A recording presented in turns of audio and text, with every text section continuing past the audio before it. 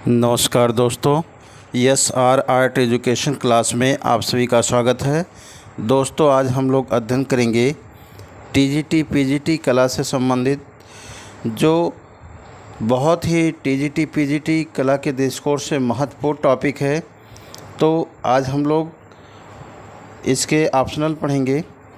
तो कला के परिचय के बारे में, कला का अर्थ, कला की परिभाषा, कला का वर्गीकरण, कला के प्रकार के बारे में महत्वपूर्ण प्रश्न को पढ़ेंगे। और इसके साथ साथ दोस्तों, आज हम लोग कला के 6 अंग, कला के 6 तत्व और कला संयोजन के 6 सिद्धांतों के बारे में भी आगे हम लोग पढ़ेंगे। तो इसमें जितने सारे टॉपिक से बने हैं, इन टॉपिक से जितने सारे प्रश्न बने हैं टीजीटी पीजीटी में, वो सारे प्रश्नों को इस श्रृंखला में रखा गया है। यहाँ से 100% जो है टीजीटी पीजीटी में प्रश्न पूछे जाएंगे और सारे ये प्रश्न पूछे गए हैं विगत वर्षों में। तो देर ना करते हुए आप लोग हमारे चैनल को सब्सक्राइब कर लें, लाइक कर दें, शेयर कर दें, जिससे अन्य लोगों को भी हमारा क्लास मिल सके।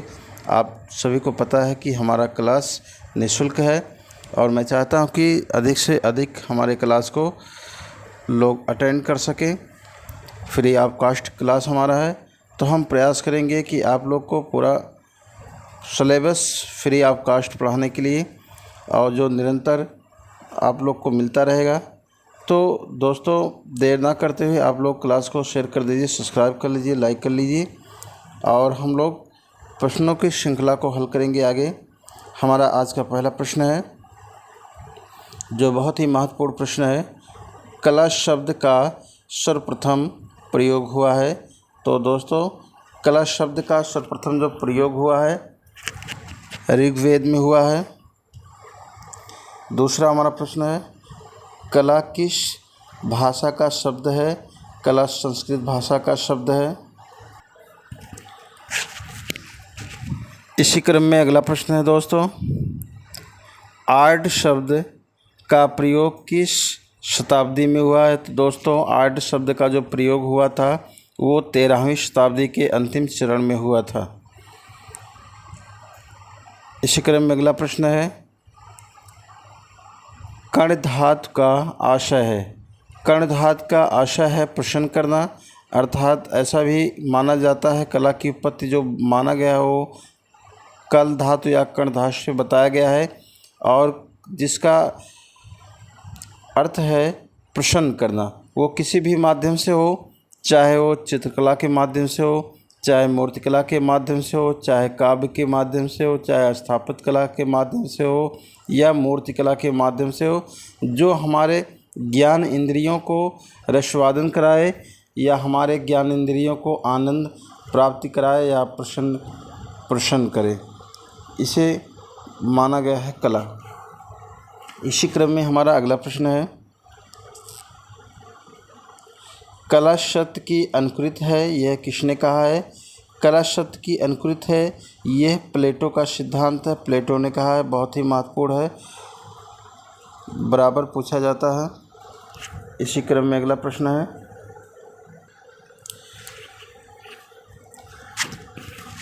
मित्रों, आज का जो प्रश्नों की श्रृंखला है ये परीक्षा के दृष्टिकोण से रखा गया है। बहुत ही महत्वपूर्ण सारे प्रश्न हैं। आप लोग एक तरफ से सारे प्रश्नों का नोट्स बनाते जाइए जो आपके लिए परीक्षा में उपयोगी होगा। अगला हमारा प्रश्न है इसी क्रम में, अनुकरण ही कला का मूल है, किसने कहा है? अनुकरण ही कला का मूल है, अरस्तु ने कहा है। इसी क्रम में हमारा अगला है, कला में मनुष्य अपनी अभिव्यक्ति करता है, यह किसका विचार है? कला में मनुष्य अपनी अभिव्यक्ति करता है, ये रविन्द्रनाथ टैगोर जी का विचार है। इसी क्रम में अगला है, कला आदि भौतिक सत्ता को व्यक्त करने का माध्यम है। हेगेल महोदय ने कहा है कि कला आदि भौतिक सत्ता को व्यक्त करने का साधन है। इसी क्रम में हमारा अगला आज का जो हमारा प्रश्न रहेगा 120 प्रश्नों की श्रृंखला है जो बहुत ही महत्वपूर्ण है। यहाँ से 100% प्रश्न पूछे जाएंगे।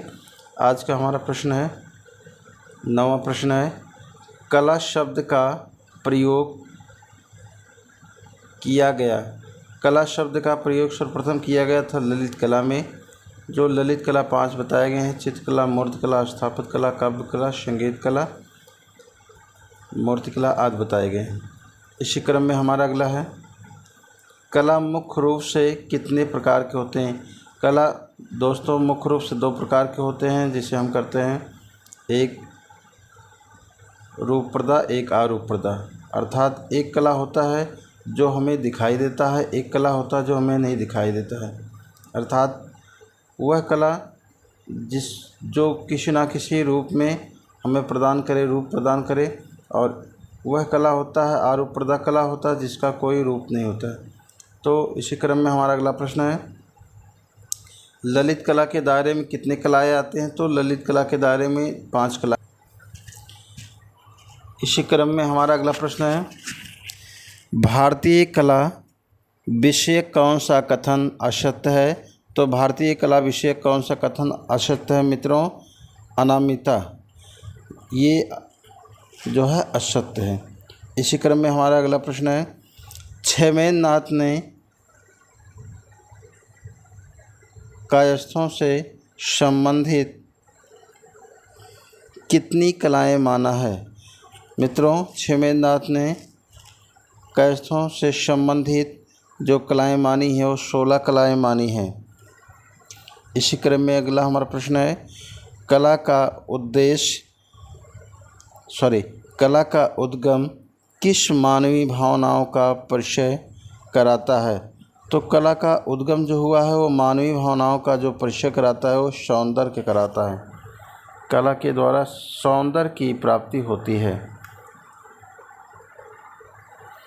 इसी क्रम में हमारा आज का अगला प्रश्न है, हेंगेल महोदय ने सर्वश्रेष्ठ किस कला को माना है। तो हेंगेल ने सर्वश्रेष्ठ किस कला को माना है। तो काव्य कला को माना है। तो काव्य कला को इन्होंने इसलिए माना है कि जो ललित कला के श्रेणी में आता है काव्य कला, ललित कलाएँ 5 माने गए हैं, जिसमें चित्रकला है, मूर्तिकला है, स्थापत्य कला है, काव्य कला है, संगीत कला है। तो ये काव्य कला एक ऐसी कला है, इसमें बहुत कम जो है सामग्रियों की, उपकरणों की आवश्यकता होती है। इस कला को प्रेजेंट करने के लिए व्यक्ति कहीं पर इस कला को व्यक्त कर सकता है बिना किसी संसाधन के। अर्थात इनकी कहने का तात्पर्य है कि जिसमें सबसे कम संसाधन की आवश्यकता हो वह सबसे श्रेष्ठ कला है।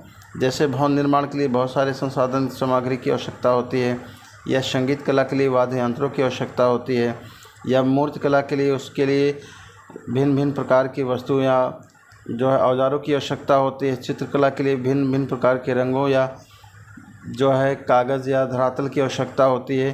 काव्य कला ऐसा है, इसमें संसाधन की आवश्यकता नहीं होती है। ये काव्य कला इसलिए सबसे श्रेष्ठ माना गया है। इसी क्रम में हमारा अगला प्रश्न है, हेंगेल ने सबसे निम्न कला किसे माना है। तो सबसे निम्न कला इसलिए माना गया है, कला को माना गया है, क्योंकि वास्तु कला या स्थापत्य कला कह सकते हैं या भवन निर्माण कह सकते हैं, इसमें सबसे ज़्यादा संसाधन की आवश्यकता होती है, सामग्री की आवश्यकता होती है, सबसे ज़्यादा मटेरियल की आवश्यकता होती है, इसलिए कला को निम्न बताया गया है। इसी क्रम में हमारा अगला प्रश्न है दोस्तों, वात्स्यायन ने कामसूत्र में कितने कलाओं का उल्लेख किया है। तो वात्स्यायन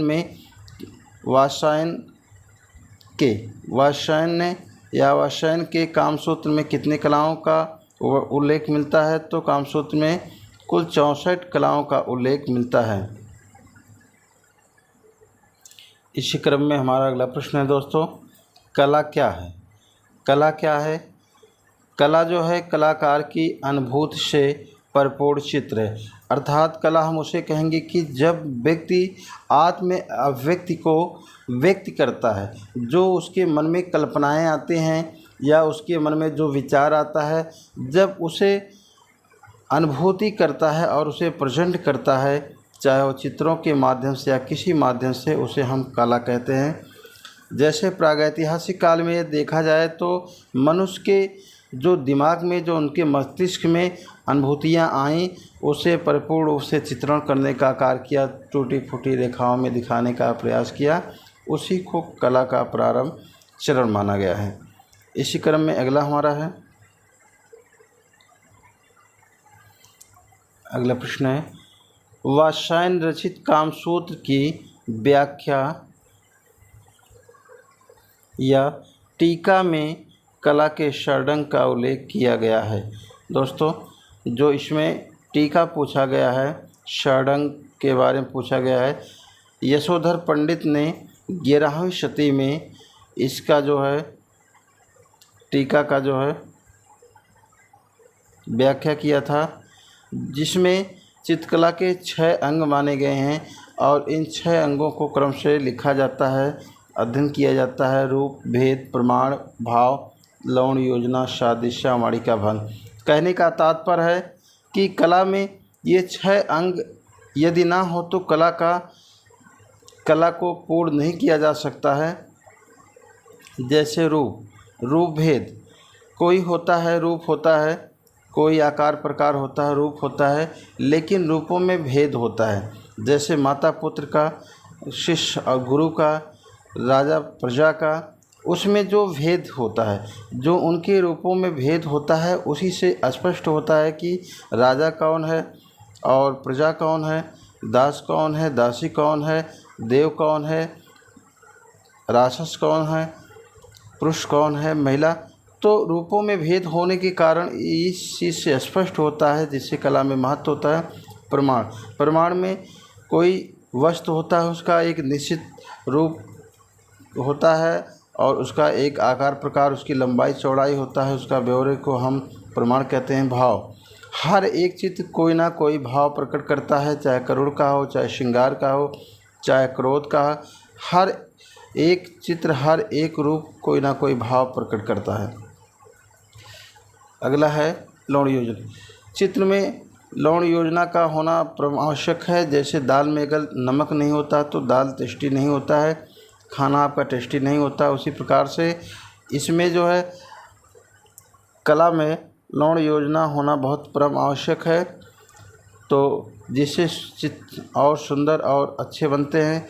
जैसे कोई एक चित्र आप बना देते हैं और उसका बैकग्राउंड नहीं बनाते हैं या छोटे छोटे चित्र आसपास नहीं बनाते हैं तो चित्र जो है बहुत सुंदर नहीं होता है, लेकिन उसके आसपास कुछ ऐसे कृतियाँ बना देते हैं, सजा देते हैं, जिससे चित्र उभार आ जाता है और सुंदर दिखने लगता है। सादृश्य का मतलब होता है जैसा का वैसा। कोई चीज़ हम जैसे देख रहे हैं, प्रकृति को देखकर हम अनुकरण कर रहे हैं, उस चीज़ को अंकन कर रहे हैं, उस चीज़ को बना रहे हैं, उस चीज़ को सादृश्य कहा जाएगा।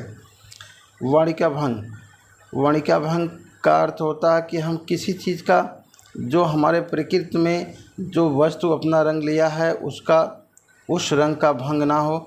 अर्थात कहने का तात्पर्य है कि जो जिस रूप में है, जैसे यदि कहा जाए कि हाथी है, हाथी थाईलैंड में सफ़ेद पाई जाती है और इंडिया में या भारत में इधर जो है ब्लैक पाया जाता है, तो काले रंग लिया होता है वर्णिका भंग, काले रंग में जाना जाता है, पहचाना जाता है।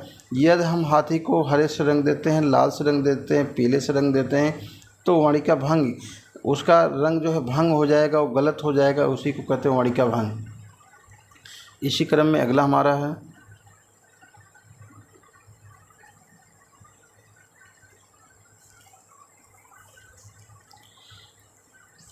रस का अर्थ है। रस का अर्थ है तो मित्रों, रस का अर्थ होता है दर्शक के मन में उत्पन्न आनंद की अनुभूति कराना। दर्शक के मन में उत्पन्न आनंद की अनुभूति कराना। कहने का तात्पर्य होता है कि हर एक व्यक्ति के अंदर 9 रस पाए जाते हैं, लेकिन हर समय 9 रस नहीं दिखते हैं, क्योंकि उस व्यक्ति के अंदर परिस्थितियों के अनुसार रस बदलते रहते हैं, भाव प्रकट होते रहते हैं। जैसे कोई व्यक्ति परीक्षा पास कर जाता है या कोई नौकरी पा जाता है, सफल हो जाता है, कुछ अच्छा कर लेता है, तो जो है वो बहुत खुश हो जाता है, जिससे उसके अंदर भाव बदलते रहते हैं। या वो उसका कहीं कोई नुकसान हो जाता है तो मतलब जो है दुखित हो जाता है, करुण हो जाता है, या क्रोध, कोई चीज़ नुकसान हो जाता है क्रोध, तो उसके भाव जो भी सारे चीज़ें होते हैं, रस हमेशा बदलते रहते हैं। हर एक व्यक्ति के अंदर 9 रस विद्वान होते हैं। इसको डिटेल में पढ़ाएंगे आगे रस के बारे में, 9 रस के बारे में। इतना जान लीजिए कि सर्वप्रथम नाट्यशास्त्र में भरत मुनि ने 8 रसों का वर्णन किया है और अभिनवगुप्त ने रसों की संख्या 9 माना। शांत रस अभिनवगुप्त ने रसों के श्रेणी में सम्मिलित किया है और अभिनवगुप्त ने 9 रस बताए हैं और भरत मुनि ने 8 ही रस माना। शांत रस को उन्होंने रस नहीं माना। इसी क्रम में अगला हमारा प्रश्न है, सौंदर्य शास्त्र के अनुसार भाव होते हैं। सौंदर्य शास्त्रों के अनुसार जो भाव बताए गए हैं वो 9 भाव या 9 रस बताए गए हैं। कहने का तात्पर्य होता है कि मनुष्य तो होता है, शरीर एक होता है, लेकिन उस व्यक्ति के जो भाव होते हैं या रस के अनुसार कहिए, हमेशा अलग अलग भाव दिखते हैं। या मनुष्य के भाव जो है 9 बताए गए हैं। ये जैसे कहा जाता है कि वो बहुत जो है बहुत सहनशील हैं, बहुत श्रृंगारिक है, या बहुत क्रोध वाले व्यक्ति हैं, तो उसके भाव बदलते रहते हैं। भाव हमेशा नहीं रहते हैं, वो समय समय पर परिवर्तित होते रहते हैं। इसी क्रम में अगला है, षडंग किससे संबंधित है। मित्रों, षडंग किससे संबंधित है? षडंग जो है चित्रकला से संबंधित है, जिसमें 6 अंग बताए गए हैं। चूँकि षडंग जो है कामसूत्र में 64 कलाओं का वर्णन मिलता है और इसमें जो है 6 अंग पाए गए हैं।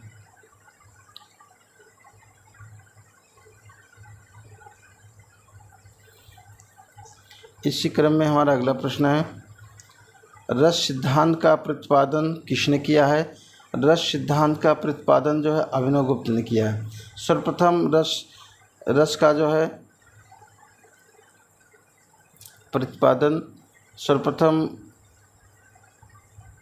भरत मुनि ने किया था और इसके बाद जो है अभिनवगुप्त ने किया। अगला है, विष्णु धर्मोत्तर किससे संबंधित है? तो विष्णु धर्मोत्तर जो संबंधित है चित्रकला से संबंधित है। इसी क्रम में हमारा अगला है, बहुत महत्वपूर्ण प्रश्न है, षडंग सिद्धांत किस ग्रंथ से संबंधित है? षडंग जो है सिद्धांत संबंधित है जयमंगला से संबंधित है। इसी क्रम में हमारा अगला प्रश्न है दोस्तों,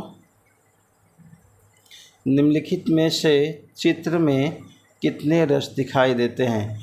तो जैसे मैं बताया कि हर एक व्यक्ति के अंदर जो है 9 रस विद्वान होते हैं, 9 रस पाए जाते हैं।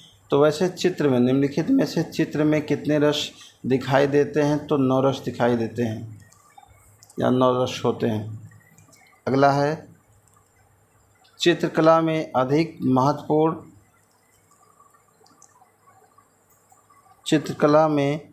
महत्व किसका है? चित्रकला में अधिक महत्वपूर्ण रंग का होता है, क्योंकि अगर हमारे पास रंग है तो रंग के द्वारा हम अपने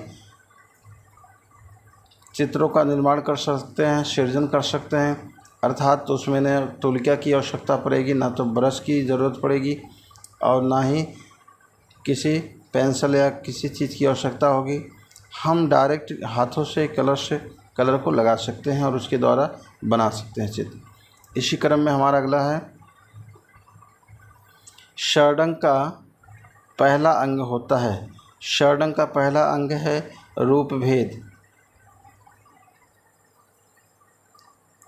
षडंग का पहला अंग होता है रूप भेद होता है। इसी क्रम में अगला प्रश्न है, नाट्य शास्त्र के प्रेरणता हैं। नाट्य शास्त्र के जो प्रेरणता हैं वो भरत मुनि हैं, अर्थात भरत मुनि ही ने सर्वप्रथम जो है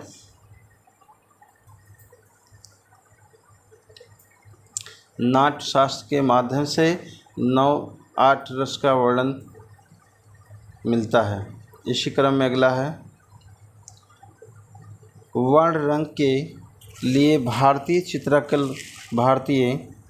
वर्ण रंग के लिए भारतीय चित्रकला के षडंग में किस शब्दावली का प्रयोग किया गया है? तो मित्रों, शब्दावली का प्रयोग जो किया गया है वर्ण के लिए, ये वर्णिका भंग, वर्णिका भंग को ही वर्ण कहा जाता है। रंगों की भंगिमा या रंग से लिया गया है। इसी क्रम में अगला हमारा है, कामसूत्र के रचयिता हैं, कामसूत्र के रचयिता हैं वात्स्यायन, वात्स्यायन हैं कामसूत्र के रचयिता हैं।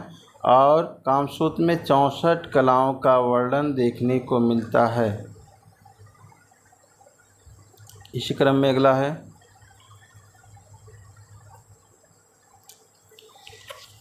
इसी क्रम में अगला है मित्रों, नाट्य शास्त्र में भरत मुनि ने कितनी भावनाओं को विवेचना किया है?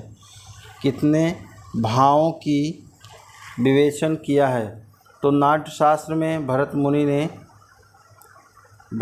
ने भावों का विवेचन किया है। 49 भावों को उन्होंने वर्णन किया है या विवेचन किया है। इसी क्रम में अगला है, भारतीय चित्रकला में रंग के साथ साथ महत्व है।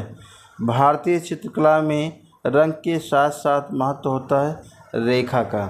सर्वप्रथम कला में सबसे महत्वपूर्ण होता है रंग होता है और उसके साथ साथ रेखा होता है। इसके बाद हमारा अगला प्रश्न है, भारतीय सौंदर्य शास्त्र में प्रथम दार्शनिक थे। मित्रों, भारतीय सौंदर्य शास्त्र के जो प्रथम दार्शनिक थे वो भरत मुनि हैं। इसी क्रम में हमारा अगला है, आकृतियों से स्पष्ट होता है, आकृतियों से स्पष्ट होता है रूप।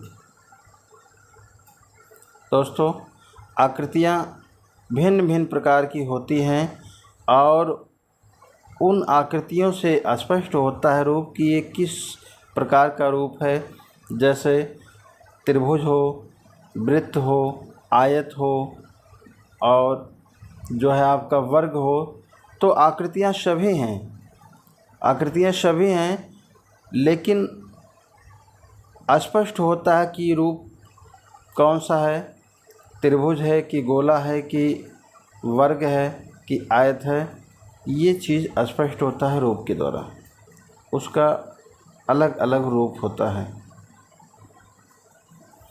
इसी क्रम में अगला प्रश्न है, चित्र में प्राण आता है।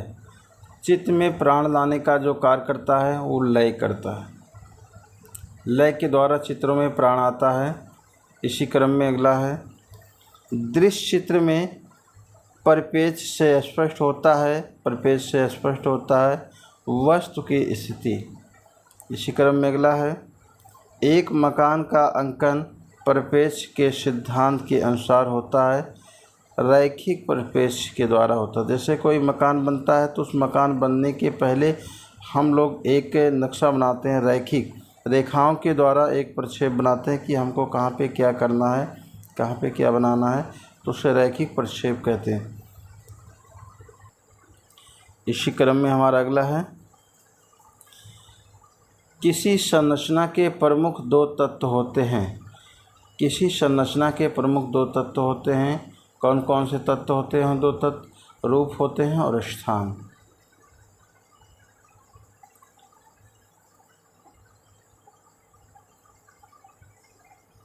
अगला है, मूल रंग कौन से हैं? तो दोस्तों, मूल रंग कौन से हैं या मुख्य रंग कौन से हैं? तो ये लाल, पीला, नीला रंग ये प्रमुख रंग है, जिसे प्राथमिक रंग कहा जाता है, मूल रंग कहा जाता है। अगला हमारा है, आरंभिक ग्रंथ चित्र किस पर बने हैं? जो आरंभिक ग्रंथ चित्र बने हैं सर्वप्रथम किस पे बने हैं? वो ताड़पत्र पर बने हैं। ताड़पत्र जो होता था उसका माप है 22 से 1/2, 22 गुणे 2 से 1/4 मीन्स 22.5 गुणे 2.5 नाप के माप माने गए हैं। अर्थात उसमें जो चित्र बने हैं चित्र की जो माप है 2x2 इंच माप के छोटे छोटे चित्र माने गए हैं। इसी क्रम में हमारा अगला प्रश्न है, सबसे हार्ड पेंसिल कौन सी होती है? सबसे हार्ड पेंसिल जो होती है वो एच होता है, एच होता है। किस किस रंग के मिलाने से ग्रे रंग बनता है? तो दोस्तों किन किन रंगों के मिलाने से ग्रे रंग बनता है? वो काला है तथा सफ़ेद रंग है, काला रंग है और सफ़ेद रंग है। इसी क्रम में अगला है कि भारतीय चित्र षडंग के सूत्रधार कौन हैं? तो भारतीय चित्र षडंग के जो सूत्रधार हैं वो यशोधर पंडित हैं।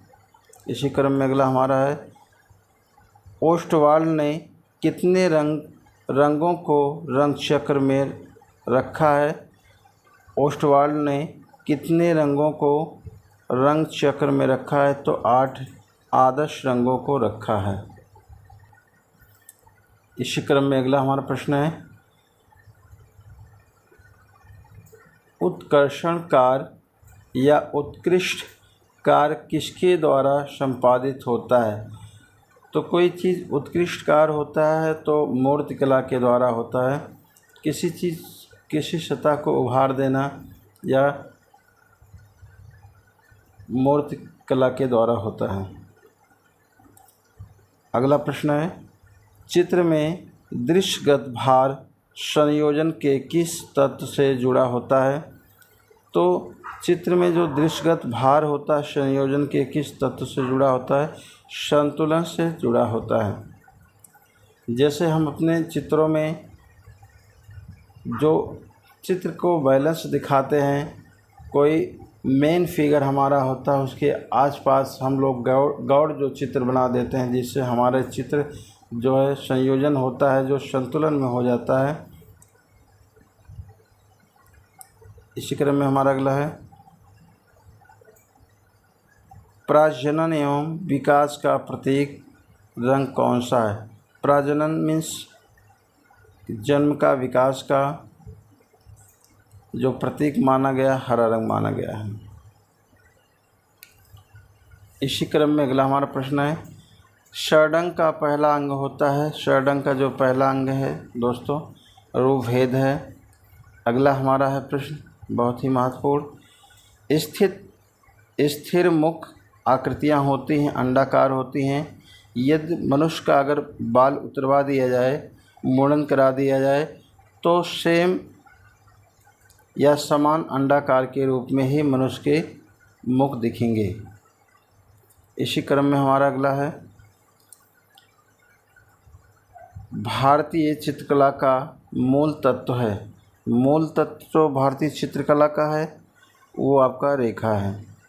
इसी क्रम में अगला है, कलानां परवरम चित्त धर्म काम मोक्षम किस पुस्तक से उद्घटित है? तो चित्र सूत्र से ये लिया गया है। इसी क्रम में अगला हमारा प्रश्न है, जल रंग चित्रण में पोत का प्रभाव किस कागज़ पर अच्छा उभरता है? तो मित्रों जल रंग का जो सबसे अच्छा जो उसका प्रभाव होता है, सबसे अच्छा होता है वो आपका माध्यम कागज़ पे होता है। माध्यम जो है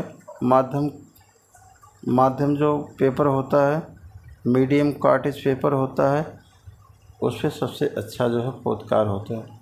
इसी क्रम में अगला है, सौंदर्य क्या है? सौंदर्य है रस निष्पत्ति। इसी क्रम में अगला है, सूर्य किरणों के रंगों का प्रयोग होता है। तो मित्रों सूर्य के किरणों के रंगों का जो प्रयोग होता है वो आभासी चित्रों में किया जाता है। इसी क्रम में अगला हमारा प्रश्न है, भारतीय झंडे में प्रयुक्त चक्र का रंग होता है नेवी ब्लू होता है। ये प्रशांत महासागर से इसका रंग लिया गया है नेवी ब्लू, जो गहरे जल के समान शांति का प्रतीक है। इसी के समान हमारा अगला है, कला के संदर्भ में कलम का पर्यावरण है। कलम का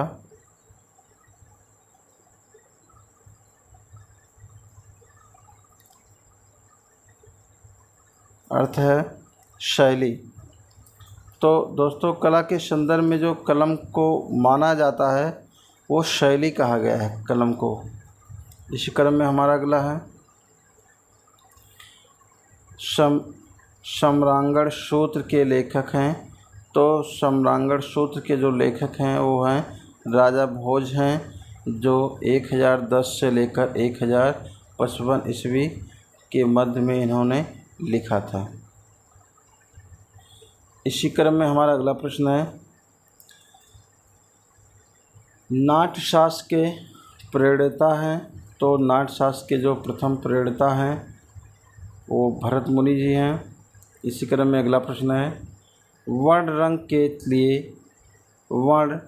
रंग के लिए भारतीय चित्रकला के षडंग किस शब्दावली का प्रयोग किया गया है। तो वर्णिका भंग का प्रयोग किया गया है। इसी क्रम में हमारा अगला है, सादृश्य का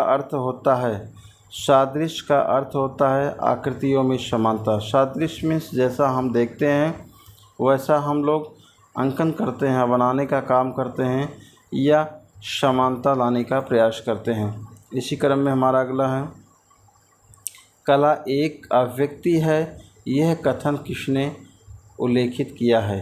तो यह कला जो है रस्किन महोदय ने किया है। कला एक अभिव्यक्ति है, यह कथन किसने उल्लेख किया है। तो रस्किन महोदय ने उल्लेख किया है। इसी क्रम में हमारा अगला है, भारतीय चित्रकला के षडंग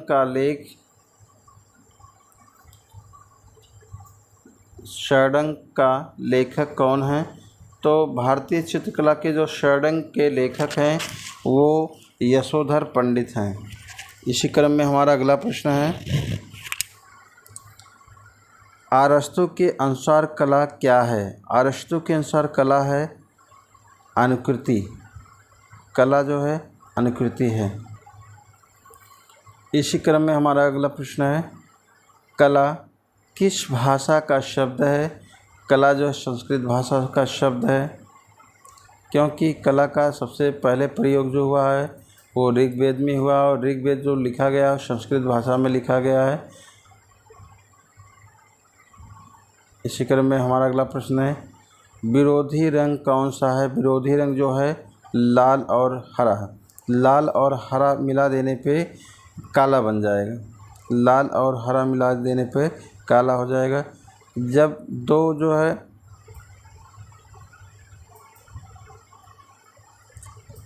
एक प्रथम रंग और एक द्वितीय रंग मिल जाते हैं तो वो तृतीय रंग बन जाता है। इसी क्रम में अगला हमारा प्रश्न है, समान पेंसिल में कौन सी सामग्री प्रयुक्त होती है। समान पेंसिल में कौन सी सामग्री प्रयुक्त होती है। तो ग्रेफाइट प्रयुक्त होता है, जो आपको ये पेंसिल में दिख रहा है ब्लैक कलर का पॉइंट पे, इसी को ग्रेफाइट कहते हैं। इसी क्रम में हमारा अगला प्रश्न है दोस्तों, शीतल प्रभाव उत्पन्न करने वाले रंग होते हैं। तो शीतल मीन्स ठंडा जो रंग होता है नीला होता है, हरा होता है, जो हमारे आँखों को नेत्रों को आराम पहुंचाने का कार्य करता है और ठंडा महसूस होता है।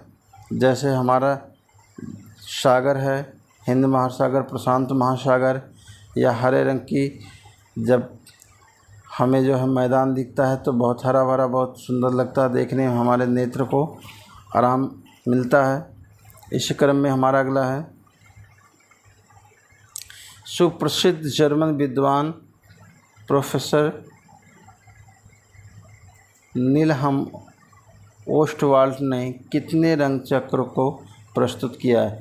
तो जर्मन विद्वान ने जो है रंग चक्र में 8 रंगों को रखा है। इसी क्रम में अगला हमारा है, रौद्ररस का रंग होता है। रौद्ररस का रंग क्या होता है। तो जब व्यक्ति गुस्से में गुस्से के भाव में होता है तो उसका रंग जो है चेहरा लाल हो जाता है, तो ये आपका लाल है। रौद्र का जो रंग होता है लाल होता है। इसी क्रम में हमारा अगला है, प्रकाश में उपस्थित रंगों को हम किसके माध्यम से देख सकते हैं? तो प्रिज्म के द्वारा हम देख सकते हैं। प्रथम श्रेणी के आपके लाल पीला नीला हो गए, द्वितीय श्रेणी के आपके हरा बैगनी और नारंगी रंग हो गए। इसी क्रम में हमारा अगला प्रश्न है, पौराणिक रूप से प्रथम चित्रकार हैं, मीन्स पुराण के रूप में जो माने गए हैं, चित्रकार माने गए हैं, वो सृष्टि के रचयिता जो हैं, सृष्टि के रचनाकर जो हैं, वो चित्रकार के रूप में स्वयं ब्रह्मा जी हैं, जो इस धरती को उन्होंने बनाने का काम किया, सजाने का काम किया, रंगने का काम किया, व्यवस्थित करने का काम किया। और आधुनिक समय के जो चित्रकार हैं वो मानव हैं, जो भिन्न भिन्न प्रकार की प्रकृति क्रिएट कर रहे हैं। कहीं पे मूर्ति स्थापित कर रहे हैं, कहीं पे भवन स्थापित कर रहे हैं, कहीं पर कुछ बना रहे हैं। तो ये आधुनिक समय के जो मानव हैं वो चित्रकार हैं। ये पौराणिक रूप से जो है, पुराणों के रूप से जो प्रथम चित्रकार माने गए हैं ब्रह्मा जी। इसी क्रम में अगला हमारा प्रश्न है, कामसूत्र के रचयिता हैं, कामसूत्र के रचयिता हैं वात्स्यायन हैं। रंग क्या है? रंग क्या है? रंग प्रकाश का गुण होता है। अर्थात ऐसा भी कह सकते हैं कि प्रत्येक वस्तु कोई ना कोई रंग लिया होता है और उसी रंग के माध्यम से उस वस्तु की पहचान होती है। इसी क्रम में हमारा अगला है, पेस्टल रंग के लिए उपयुक्त कागज़ होता है। पेस्टल रंग के लिए उपयुक्त जो कागज़ होता है वो भूरा खुरदुरा कागज़ होता है। चूँकि पेस्टल रंग जो होता है ये सूखा रंग होता है चाक के जैसा, और भूरा खुरदुरा कागज़ होता है, उस पर पेस्टल रंग अच्छे से कार्य करता है। इसी क्रम में अगला है, इंद्रधनुष के रंगों का क्रम बताइए। इंद्रधनुष के रंगों का क्रम बताइए। तो आप लोग इतना याद कर लीजिए कि बैगनी, नीला, आसमानी, हरा, पीला, नारंगी, लाल। पहले आपका बैगनी है, नीला है, फिर इसके बाद जो है आपका लाल है, जिसको आप शॉर्टकट में BNA, ESP, नारंगी, यल, ऐसा भी आप लोग ट्रिक बना के याद कर सकते हैं। कुछ लोग बैगनी या फिनाला भी पढ़ते हैं, कुछ लोग बिगजोर भी पढ़ते हैं। तो आप लोग नाम को याद कर लीजिए क्रम से, बैगनी, नीला, आसमानी, हरा, पीला, नारंगी, लाल रंग। इसी क्रम में हमारा अगला है, निम्नलिखित में से कौन सा जल रंग आर्द्र माध्यम नहीं है? तो पेस्टल रंग है, टेम्परा, वाटर, ये हैं। पेस्टल रंग आपका सूखा रंग होता है, ये आपका आर्द्र रंग जल रंग नहीं होता है। टेम्परा भी रंग होता है, जल रंग होता है, और वाश भी होता है, वाटर कलर भी होता है। पेस्टल रंग आपका आर्द्र रंग या जल रंग नहीं होता है, ये सूखा रंग होता है। इसी क्रम में अगला होता है,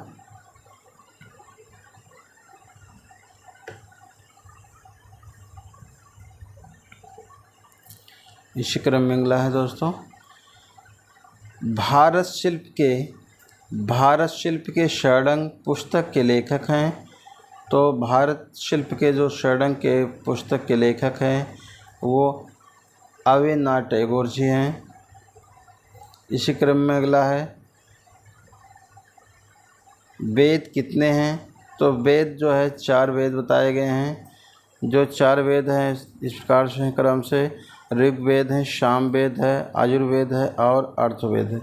अर्थात कला का जो सर्वप्रथम प्रयोग हुआ है ऋग्वेद में हुआ है, जो सबसे प्राचीन वेद माना गया है। इसी क्रम में अगला हमारा है, चित्रकला के कितने तत्व माने गए हैं? चित्रकला के जो माने गए हैं, तत्व माने गए हैं दोस्तों, वो 6 तत्व माने गए हैं।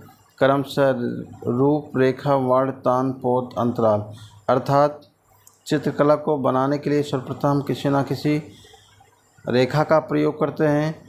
जब टेढ़ी रेखा हो, सीधी रेखा हो, किसी रेखा का हम प्रयोग करते हैं तो कोई ना कोई रूप बनता है, और जब रूप बनता है तो हम किसी न किसी वर्ण से उसे रंगने का कार्य करते हैं, और जो रंगने के बाद वो अपना तन एक शरीर के रूप में हो जाता है, पोत अंतराल, अर्थात ये सारी चीज़ें उसमें वर्णित होती है। कला के 6 अंग माने गए हैं। इसी क्रम में हमारा अगला प्रश्न है, किसी ठोस घन की कितनी सतह होती है? किसी ठोस घन की कितनी सतह होती है? तो दोस्तों, किसी ठोस जो घन होता है, जैसे ईंट मान लीजिए, ईंट जो होता है उसके 6 सतहें होती हैं। हमें 3 सतह दिखती हैं और 3 सतह हमें नहीं दिखती हैं। इसी क्रम में हमारा अगला प्रश्न है, कामसूत्र के रचयिता कौन थे? कामसूत्र के जो रचयिता हैं वात्स्यायन जी हैं। इसी क्रम में हमारा अगला है, ऑफसेट कलर पेंटिंग के 4 कलर होते हैं, सियान है, मैजेंटा है, येलो है और ब्लैक है। ये मित्रों, ये 4 रंग जो होते हैं आपके प्रिंटर में लगते हैं, अर्थात आपने देखा होगा कि आपके न्यूज़पेपर होता है तो वहाँ 4 जो है गोल गोल ऐसे 4 रंग में दिया रहता है, जिसे हम शॉर्टकट में CMY भी कह सकते हैं। तो सियान, मैजेंटा, येलो, ब्लैक, तो ये आपके जो है 4 रंग होते हैं जिसके माध्यम से एक न्यूज़पेपर की छपाई होती है या प्रिंटर कार्य करता है। अगला है, कामसूत्र के रचयिता होते हैं। कामसूत्र के रचयिता कौन थे? कामसूत्र के जो रचयिता थे वात्स्यायन जी हैं। अगला है, ज्ञानपीठ पुरस्कार संबंधित है। ज्ञानपीठ पुरस्कार जो संबंधित हो साहित्य से संबंधित है। अगला है, भारतीय चित्रकला के षडंग का सही क्रम पहचान करिए। भारतीय चित्रकला के षडंगों का सही क्रम पहचान करिए। तो सर्वप्रथम है रूप भेद है, प्रमाण है, भाव है, लौड़ योजना है, सादृश्य मणिका भंग है। ये इसका सही क्रम है। इसी क्रम में हमारा अगला है, रंग को तकनीकी भाषा में कहते हैं। रंग को तकनीकी भाषा में कहते हैं ह्यू। अगला हमारा है, इसी क्रम में अगला है, A4 कागज़ का वास्तविक माप होता है। A4 कागज़ का जो वास्तविक माप होता है मित्रों, वो 210 गुणे 257 मिलीमीटर होता है।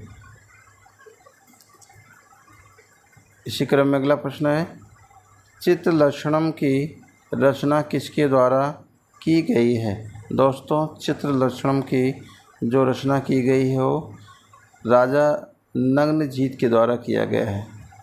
इसी क्रम में अगला हमारा है, नग्नजीत के द्वारा की गई है। अगला है,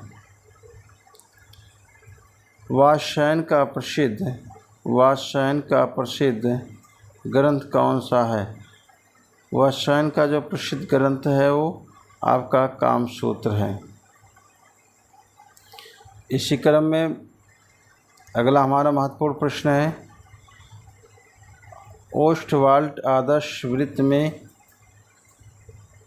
रंगते हैं।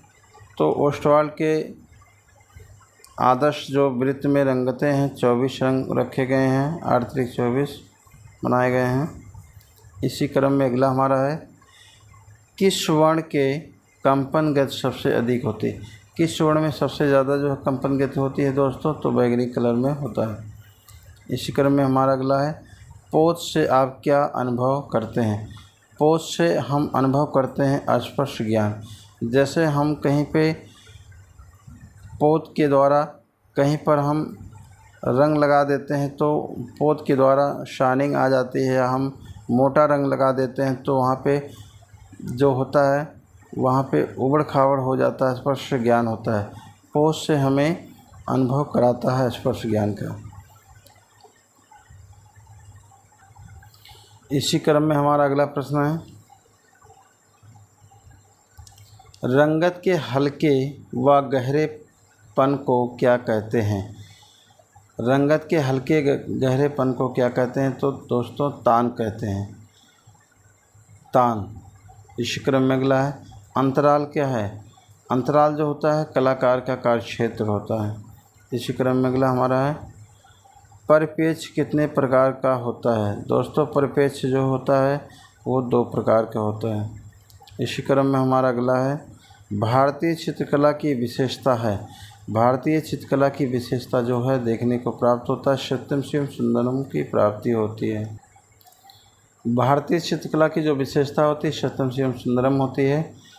लवण योजना किसे कहते हैं? लवण योजना कहते हैं वाह सौंदर्य व्यंजन को कहते हैं जो बाहर से दिखने में बहुत सुंदर हो। अगला है, बिना तुलिका की सहायता से कौन से रंग का प्रयोग किया जा सकता है? तो बिना तुलिका से जो है प्रयोग किया जा सकता है पेस्ट रंग का किया जा सकता है, सूखा होता है, इसमें रंग अर्थात इसमें ब्रश या पानी की आवश्यकता नहीं होती। इसी क्रम में हमारा अगला है, तीव्र प्रकाश को कहा जाता है, तीव्र प्रकाश को कहा जाता है हाईलाइट। इसी क्रम में अगला हमारा प्रश्न है, गर्म रंग कौन सा है? गर्म रंग कौन सा है? तो गर्म रंग जो आपका है ये आपका लाल है, पीला है, नारंगी है, ये आपका गर्म रंग है। इसी क्रम में अगला है, प्रमाण निर्धारण में ताल या इकाई क्या होता है? प्रमाण निर्धारण में ताल या इकाई होता है, ताल एक सिर होता है। इसी क्रम में अगला हमारा है, वर्ण क्या है? तो वर्ण होता है प्रकाश की संपत्ति होता है, प्रकाश का गुण होता है। इसी क्रम में हमारा अगला प्रश्न है, कला में मनुष्य अपनी अभिव्यक्ति करता है, यह विचार किसका है? कला में मनुष्य अपनी अभिव्यक्ति करता है, रविन्द्रनाथ टैगोर जी का विचार है। इसी क्रम में अगला है, आप किन 2 रंगों को मिलाकर लगभग काला रंग बना सकते हैं? तो भूरा और नीला रंग को मिलाकर लगभग काला रंग बना सकते हैं। इसी क्रम में हमारा अगला है, कोलाज क्या है? तो दोस्तों कोलाज जो होता है वो टुकड़ों का रंगीन टुकड़ों का संयोजन, तो टुकड़ों को जोड़ कर जो है संयोजित करने का कार्य किया जाता है, तो इसे कोलाज कहा जाता है। इसी क्रम में हमारा अगला है,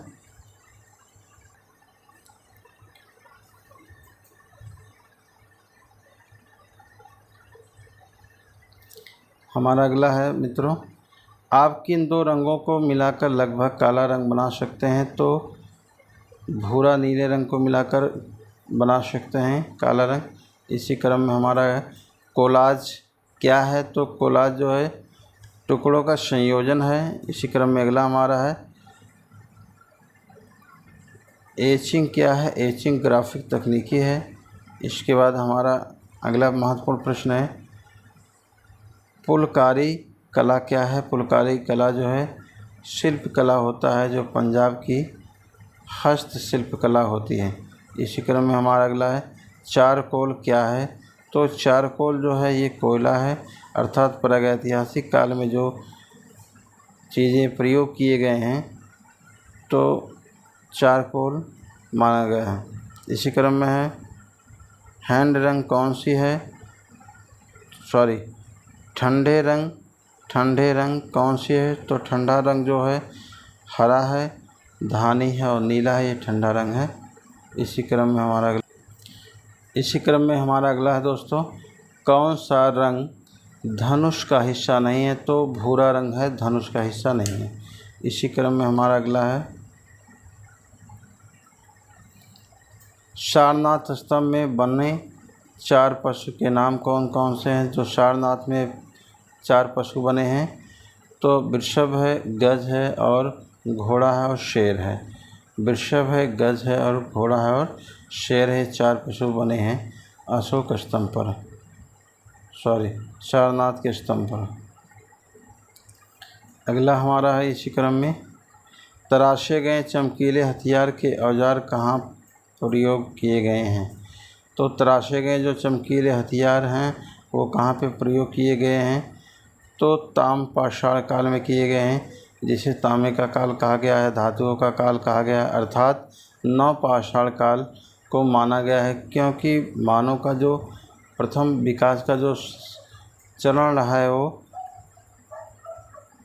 ताम्रपाषाण काल या नवपाषाण काल माना गया है। इसी क्रम में अगला हमारा है विवाह सुंदरम में विवाह सुंदरम ने किस कला संस्था में अध्ययन किया है? तो अध्ययन जो हुआ है ललित कला संकाय MA BHU बड़ौदा से हुआ है। ललित कला संकाय MSU बड़ौदा से हुआ है। इसी क्रम में हमारा अगला प्रश्न है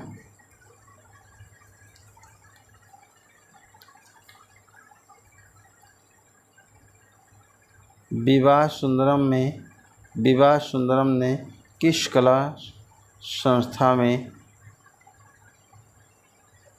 अध्ययन किया है? तो सर्वप्रथम जो अध्ययन किया है ललित कला संकाय या कह सकते हैं MSU बड़ौदा के द्वारा हुआ है। अगला हमारा है कामसूत्र के टीकाकार कौन है? कामसूत्र के टीकाकार कौन है? तो कामसूत्र के टीकाकार हैं यशोधर पंडित जी हैं। अगला है इसी क्रम में न्यूटन